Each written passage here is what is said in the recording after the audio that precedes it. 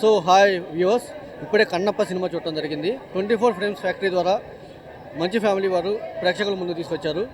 అయితే అందరికీ తెలిసిన కథ, కన్నప్ప కథ ఏదైతే ఉందో దానిని నేటి తరం వారికి, ఇప్పటి యువతకి అందరికీ అర్థమయ్యే విధంగా చాలా స్పష్టంగా చూపించడానికి ప్రయత్నం అయితే చేశారు. పూర్తిగా 100% ఈ ప్రయత్నం అయితే ఖచ్చితంగా విజయం సాధించిందని చెప్పుకోవాలి.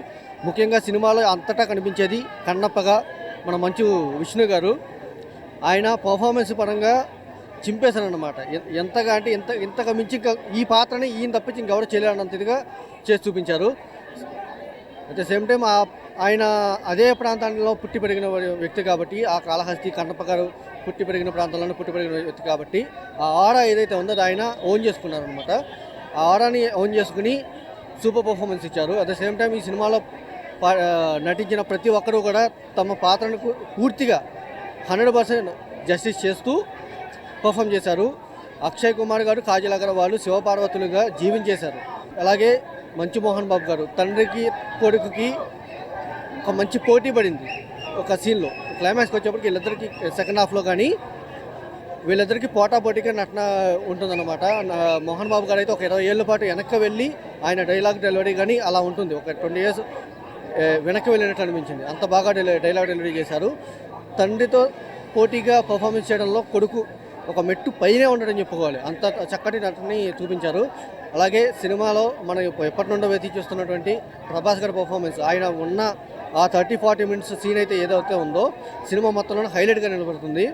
రుద్రాన్ని అక్షయ్ కుమార్ గారు పిలిచినప్పటి నుండి సెకండ్ హాఫ్ వేరే లెవెల్ వెళ్ళిపోతుంది అనమాట. ఇక ఫస్ట్ హాఫ్ విషయం చెప్పుకోవాలంటే ముందుగా కన్నప్ప అంటే తిన్నడి లైఫ్ జర్నీ ఉంటుంది. ఆ తిన్నడి లైఫ్ జర్నీలో ఎటువంటి ఆటుపోట్లు వచ్చాయి, అసలు తిన్నడి లైఫ్ జర్నీ ఎలా స్టార్ట్ అయింది, అతను ఎందుకు దేవుణ్ణి నమ్మకుండా ఉంటాడు అనేది చూపిస్తారు. ఆ జర్నీలో భాగంగానే ముందుకు వెళ్తూ ఉన్నప్పుడు హీరోయిన్ని పరిచయం, వారిద్దరి మధ్య ప్రేమ ఎలా ఉంటుంది, వారి వ్యవహారం అంతా చాలా చక్కగా చూపించడం జరుగుతుంది. అయితే కాస్త కొంచెం బోరింగ్ అనిపించినప్పటికీ వాళ్ళ ప్రేమ సన్నివేశాలు ఇంకా రొమాంటిక్ సీన్స్ కొంచెం అనవసరం అనిపించినప్పటికీ ఓవరాల్గా సినిమాతో చూస్తే చాలా అద్భుతంగా ఉంటుంది ఈ సినిమా అనేసి. అదేవిధంగా గెస్ట్ రోల్ లాగా జస్ట్ అలా వచ్చి కనిపించింది చాలా తక్కువ సమయం అయినప్పటికీ మోహన్ లాల్ గారు ఆయన పర్ఫార్మెన్స్ కనిపించిన తక్కువ సమయం అయినప్పటికీ చాలా ఇంపాక్ట్ఫుల్గా ఉంటుంది. అలాగే సినిమా చాలాసేపు మనకు కనిపిస్తూ ఉండేది శరత్ కుమార్ గారు. ఆయన పర్ఫార్మెన్స్ కూడా తండ్రి పాత్రలో చాలా అద్భుతంగా నటించారు. అలాగే మధుబాల గారు, ఆవిడ పర్ఫార్మెన్స్, ఆవిడకి ఇచ్చిన ఆవిడకనే కాదు ప్రతి సినిమాలో ప్రతి ఒక్కరు కూడా తమకు ఇచ్చిన పాత్రల్ని ఖచ్చితంగా యాప్ట్గా ఉన్నారన్నమాట. 100% మంచి పర్ఫార్మెన్స్ ఇస్తూ చాలా అద్భుతంగా చేశారు. అదేవిధంగా ఇక సెకండ్ హాఫ్కి వచ్చేప్పటికీ ముందుగా చెప్పినట్లు ప్రభాస్ గారు వచ్చినప్పటి నుండి ఎలా అయితే మంచు విష్ణు తిన్నటి నుండి కన్నప్పగా మారడానికి ట్రావెల్ ఈ జర్నీ ఏదైతే ఉంటుందో, అసలు దేవుణ్ణి నమ్మని వ్యక్తి పూర్తిగా భక్తుడిగా మారే ఆ ఫేజ్ ఏదైతే ఉంటుందో చాలా అద్భుతంగా చూపించారు. అలాగే శివబాలాజీ గారు కానీ, కౌశల్ గారు, అలా ప్రతి ఒక్కరు పేరున కూడా ప్రతి ఒక్కరు కూడా అద్భుతమైన పర్ఫార్మెన్స్ ఇచ్చారు. అలాగే టెక్నికల్ పరంగా చూసుకుంటే దర్శకుడు ప్రతి నటీనటుని కూడా వాడుకుని 100% వారి దగ్గర నుండి మొత్తం గ్రాబ్ చేసుకుని వారి టాలెంట్ని సిల్వర్ స్క్రీన్పై మనకి చూపించడం జరిగింది. అదేవిధంగా CGIలో కొన్ని చోట్ల యానిమల్స్ని అంటే శివుని మెల్లో పాము దగ్గర నుండి కొన్ని సన్నివేశాల్లో జింకలని, అలాగే పాముల్ని, ఎలా ఏనుగుని, ప్రతి విషయంలోనూ కూడా CGI చేసినట్టు అనిపించదు. కింద CGI అని చెప్పి మెన్షన్ చేస్తే మనకు తెలిసింది కానీ, లేదంటే అసలు మనకు అలా అనిపించదు. ఒరిజినల్ లాగా ఉంటుంది. అదే సేమ్ VFX కొంచెం అటు ఇటుగా ఉన్నప్పటికీ సినిమా ఓవరాల్గా ఆ ప్లేస్ ఏదైతే ఉందో సెకండ్ సెంచరీకి మనం తీసుకెళ్లడంలో పూర్తిగా విజయం సాధించాలని చెప్పుకోవాలన్నమాట. BGM అయితే అద్భుతంగా ఉంది.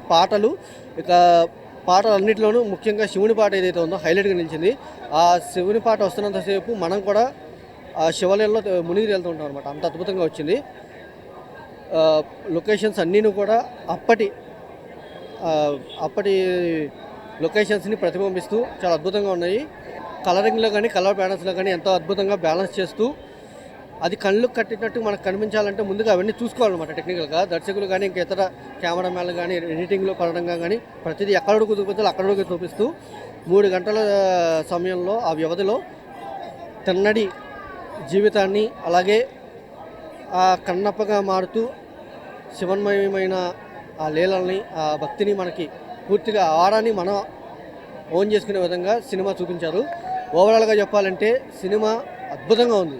అటు సినిమా పరంగా కానీ ఇటు మన పురాణాలు చెప్పకూడదు. ఇంతకుముందు విష్ణు గారు చెప్పినట్టు ఇది పురాణాల్లోనే తీసుకున్న కథకు మన చరిత్ర నుండి తీసుకున్న కథ.